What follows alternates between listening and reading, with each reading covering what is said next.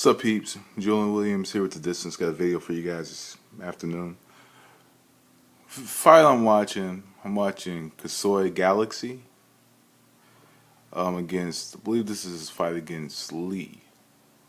I'm not sure. But this was a decent DVD set that I bought about 2 months ago. You know me, I love boxing. I love it.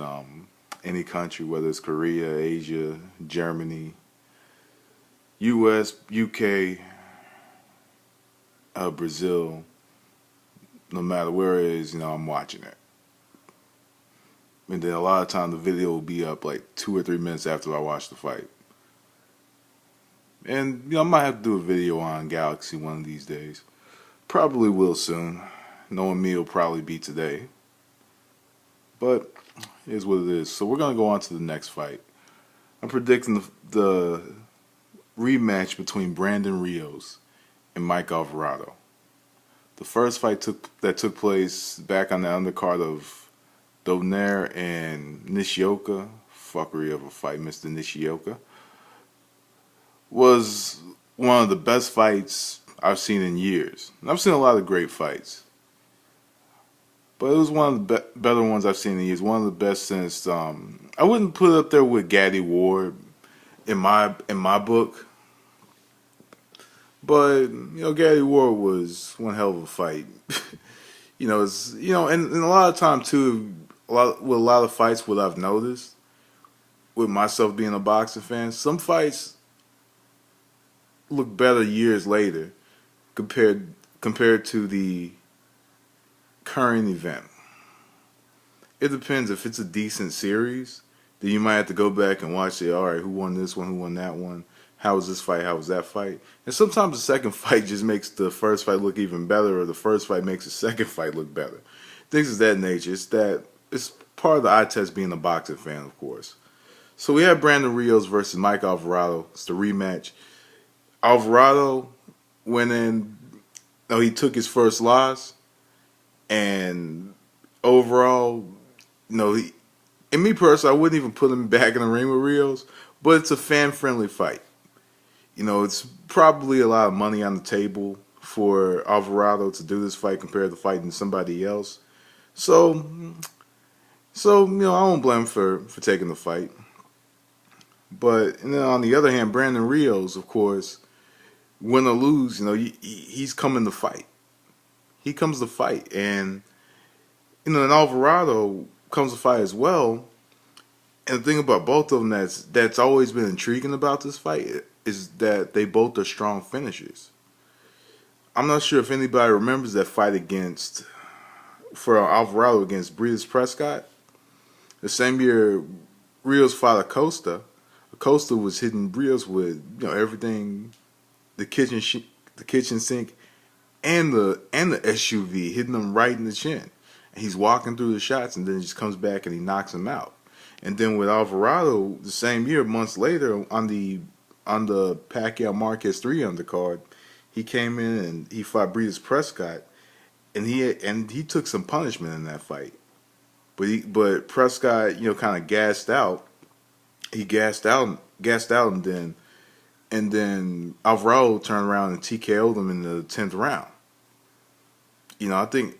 I forgot where he got cut, but he took some punishment in that fight. I personally thought that fight should have been the fight before Pacquiao Marquez 3 because I was not a fan of Casamaro or Bradley. But that's another story. But both of them are strong finishes. Both of them can take a punch well. Both of them can dish out punishment as well. So with all that combined, you have a great fight on your hands where it's very difficult to predict the winner or loser. To be honest with you, I think the winner in this one is the fans. The fans get to see another great fight, but also being that it's the second fight, Alvarado might approach the fight differently. And he might approach it differently in the early rounds. He might, not exchange with Rios, the way Rios wants to be exchanged. Because, Rios loves to fight. But in this one, if I was Alvarado, I would approach it differently. If I was Rios, I wouldn't approach it differently. With Rios, he won the fight. Alvarado didn't win the fight. And it was a fight that Alvarado was probably winning on the cards, on the scorecards. I never, and me, I watched the fight with the sound off. I had the DVD in my room, but I just, I watched the fight. I thought Alvarado was winning, and then Rios caught him with that big shot. I think it was the round 7, and then that's all she wrote. Referee stopped it.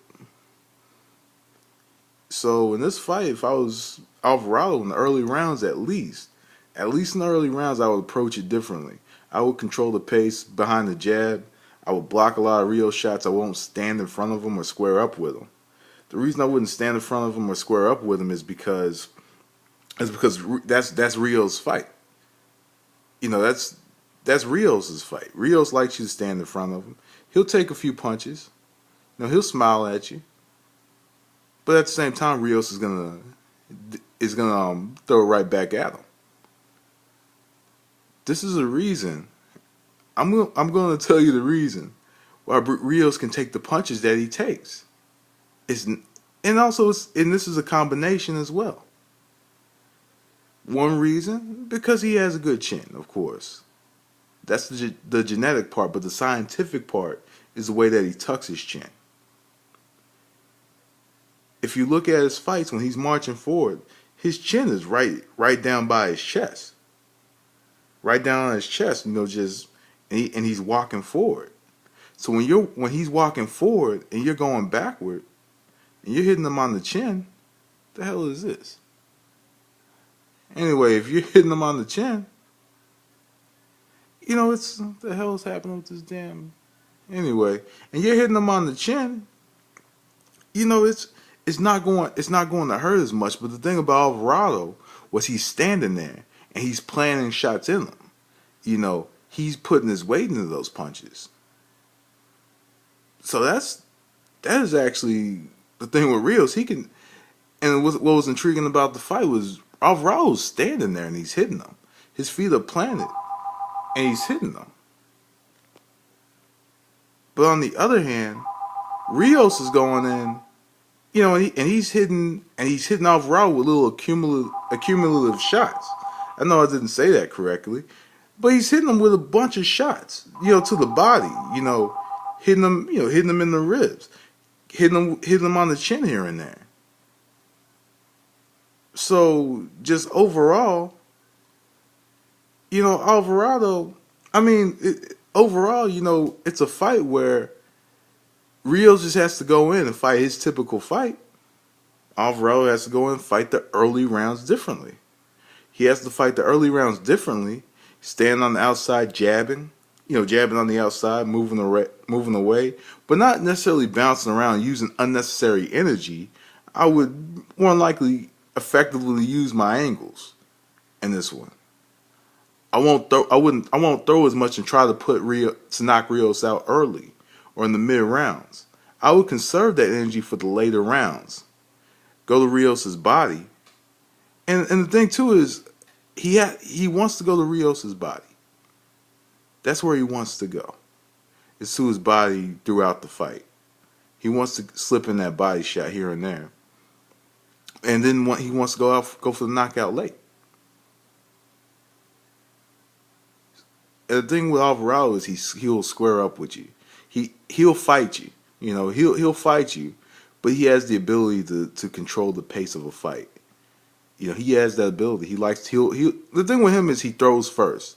That's what he does well. He throws first.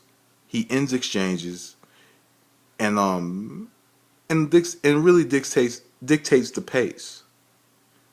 He's facing Brandon Rios, a man that's going to continue to march forward.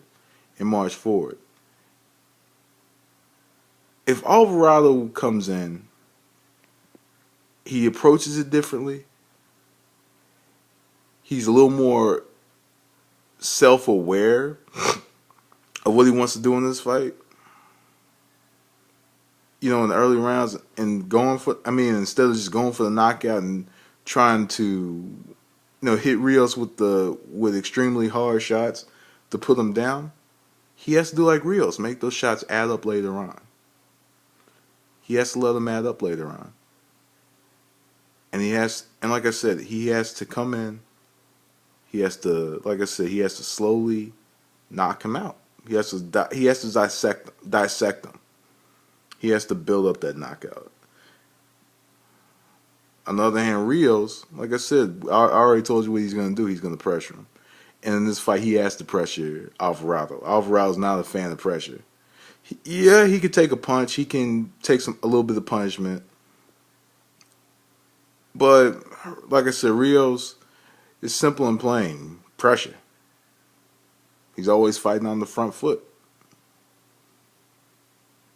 He has to catch Alvarado between his shots, kind of like he did in the first fight. Catch him between the shots, counter him.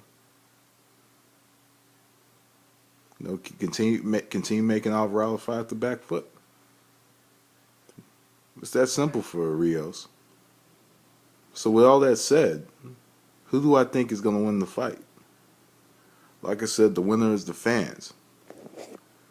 You know, the loser is the person that goes home and takes the L. Alvarado is in a position where he's a young fighter. Losing 2 straight is going to be a huge setback for his career. Of course, you know, ESPN, Showtime, HBO might want to show him on the card somewhere. But if he loses this fight, he might not be in contention for any belt. His back's against the wall in this fight. On the other hand, Brandon Rios, win or lose, he's going to get a fight. Because on the other hand, if you really look at it, he has some unfinished business with Richard Abril. You know, he can go back and he can have that fight. There are people that want to fight Brandon Rios. He has an exciting style. You know, he has a good personality in the sport. Good personality. Even though, you know, he's not a guy that's going to be on the news, you know, with his cussing and shit. You know, you're not going to interview him on the news, but you know, overall, I'm thinking Alvarado might take this one. I think Alvarado takes this one. The reason I think Alvarado takes this one is because he has a lot to lose in this fight. I think he's going to approach this one differently. If you listen to the interviews, you hear his determination. The man's determined. He's a man on a mission. On the other hand, Brandon Rios, he's a man on a mission as well. But his back isn't against the wall as much as Alvarado. To be honest with you, I really don't care who wins. You know, I don't care who wins. It's going to be a good fight, no matter what the outcome is. I wouldn't be surprised if it's a draw. But I'm going with Alvarado on this one. Anyway, peeps, that was the distance. Thanks for watching. I'm out of here. Peace.